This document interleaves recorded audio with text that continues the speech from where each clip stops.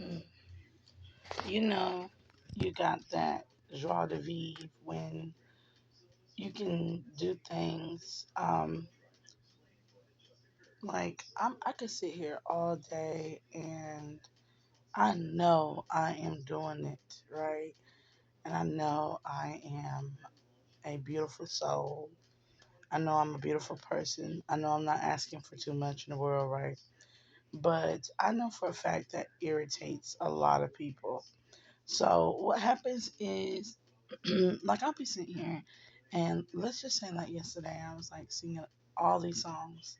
I was singing the songs of my soul, right? Because I was like, I want to know the songs of my soul. And when I started singing the songs of my soul, they showed me exactly who I am in the ordeal. So just to go down like memory lane, I was singing Angel in the Skies. Um Not Angel in Disguise, but almost in doesn't count from the Angel in Disguise album, right? With Brandy. And I was like, oh, yeah, yeah, yeah. Almost made you love me. Almost made you cry. Almost made you happy, babe. Didn't I? Didn't I? Almost had you thinking you would turn around. But everybody knows almost doesn't count. And, and then I was like, well, what's the next song in my soul? And I went to the next song. I was like, what's the next song? And after I got through all the brandies and I hit that next song, which was Falling by Alicia Keys, and I had to go into my pipes on that one. I keep on falling in and out of love with you. I've never loved someone way that I love you. What? You feel me? And then I got to the next song, and the next song was India Beautiful. The time is alright. I'm gonna pack my bags and take that journey down the road. And I got to I'm Not My Hair. And after I got to I'm Not My Hair and I'm Ready for Love, I noticed the theme was I Am Love. And I noticed that the next song was the next song wasn't even a song that I would think. It was Carmen Jones, Dorothy Dandridge, That's Love. And I sang that. And then after I sang that, I turned around and I sang, If This World Were Mine, I'd make you a king. Right? And I realized, now mind you, my voice wasn't crunchy like it is right now, but I realized I was singing that shit. I was singing that shit. Mind you, I drink a lot of water, but right now I just woke up. So vocal cords, I ain't about to strain them. I'm tell you that now. Not, I ain't about to strain them right now because it's early in the morning and I ain't drank my water yet. But I said, yeah, and I was singing that song. I was singing the song and I realized something.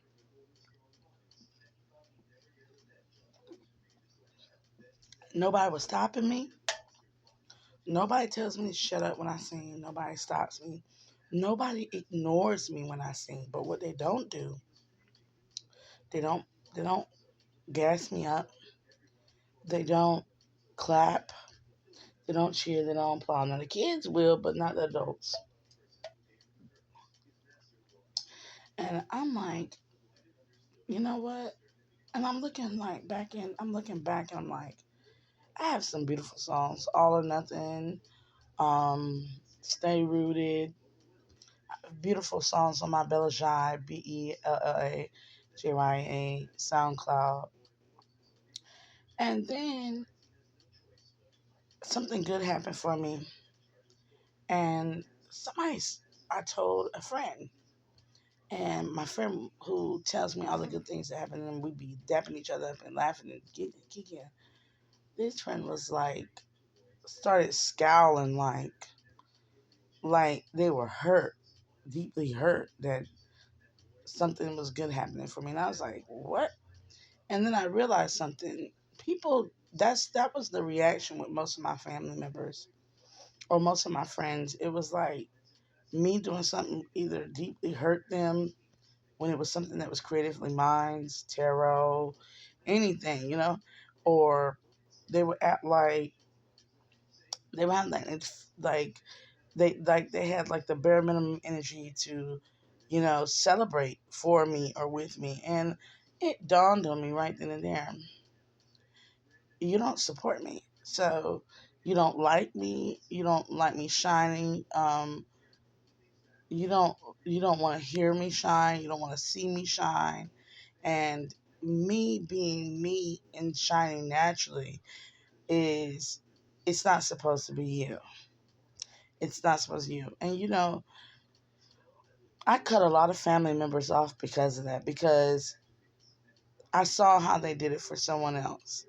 I saw how they gassed up someone else that might have went into a similar field, you know. Um, I saw it. I saw how there could be mediocrity in certain areas with certain people, and it was gassed up, you know. So I kind of like got to that point where I was like, you know what, you're not gonna celebrate me. And I could tell big time when I wrote a book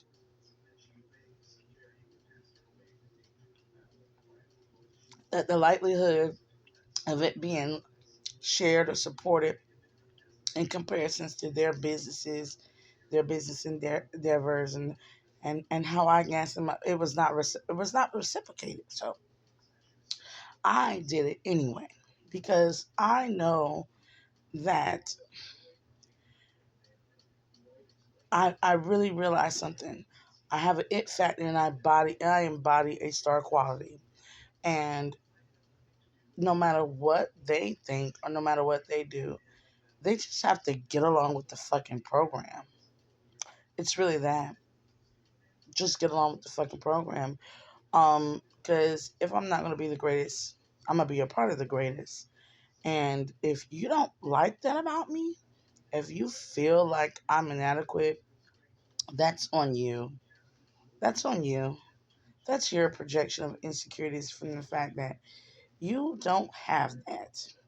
You don't wake up with a lyric and a song and a beat in your heart that stems from who you are. You don't wake up with a gift. You don't wake up with certain things that you took the time to, a craft that you took the time. I've been a singer songwriter since I was 13. I've been a tarot reader since I was born. I've had premonitions since I was born. So I've always been tapped in spiritually. I've been the rare jewel, and occasions you could say I'm stroking my ego, but I'm not. I don't have to stroke my ego when there's confirmations that come from spirit, when there's confirmations that come from people who, in a moment's time, who get vulnerable with me, can recognize it and see it. And it sure as hell ain't going. It sure as hell ain't going to knock me down when there are many others who at some point came to me for knowledge or intuitive awareness or just to share their story and in relativity to what I've experienced in life, just like a moment that they went, aha, oh my God, who can I talk to that might have experienced this rare, profound, beautiful moment? Oh, I know. I'm gonna talk to Jasmine. I'm gonna talk to Bella. I'm gonna talk to her. I'm gonna talk to Sasha. I'm gonna talk to I'm gonna talk to her because she knows him. And then there's also that energy of just being an origin of it and seeing how many people who have come into contact with me are inspired to go into the same fields, even though they're copying me. They're inspired to go into the same fields, and they realize something. They have to regurgitate what I say without understanding the experience behind my wisdoms, and it never can come out crisp. It never comes out the way they want it to. It never gets the backing and support from strangers the way they want it to. I've had people take on my name. I had people um, take wear my clothes, take on my name, my identity, and now they're sitting there wondering why is it so hard? Because when you want to steal from somebody that you want support, do you think taking on the energy of somebody who is constantly um, having to battle the close connections to be there to listen to give fairness and just, do you think that being me is easy if you won't even allow me to easily be? So it's kind of like, you're you, it's kind of like I don't root and cheer for, no more for other people. I root and cheer for those who root and cheer for me.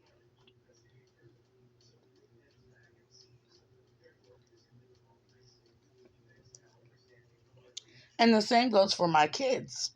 I have beautiful children that were not celebrated. First children of the family that were not celebrated. Um, and when you see that happening to your children and they're bright and they're beautiful and they're not celebrated, the expectations of my son was so bad that when he actually got the AB honor roll and hit two fours on the EOGs, oh my God! Now they want to clap, but these were the same people who were laughing at him.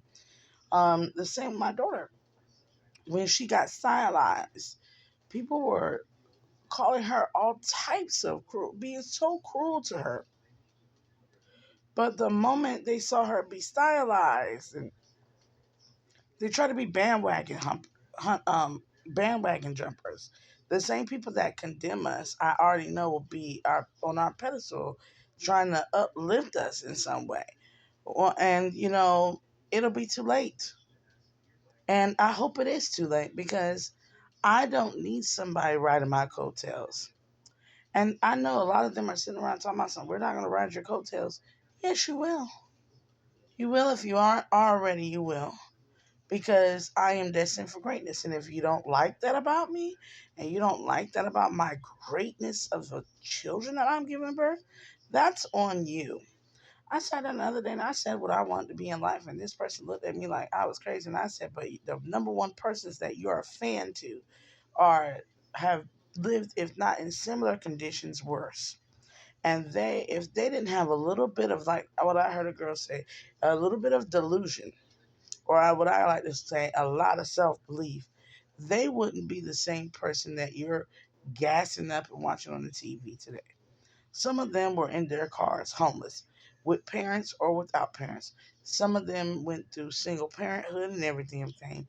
I'm not about to sit here and look at them, believe in themselves, and make the and the opportunity present itself and make the move and go, that cannot be my same success story. So that's why I don't deal with friends. That's why I don't deal with family. If I have an inkling of a doubt that you can't even like, share, comment, repost, support, you are not my friend. You are not my family. And even if I'm sitting in your fucking face, I know I'm just being nice and cordial so we can at least keep the peace in the meantime.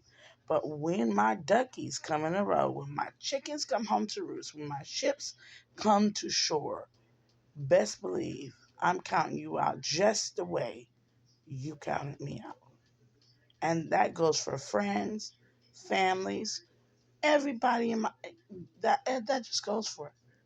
And you can say I'm cocky, I'm self-centered, I'm da da da da. Well, what are you? You're arrogant, haughty, and you won't humble yourself to admit one thing. Jasmine is great. Jasmine is great. Can you swallow that? Most people who watch my thing can't. They can't. And you know what? That's all right. You stay your ass right there. I'm like, I'm not going to sit here and dream for you.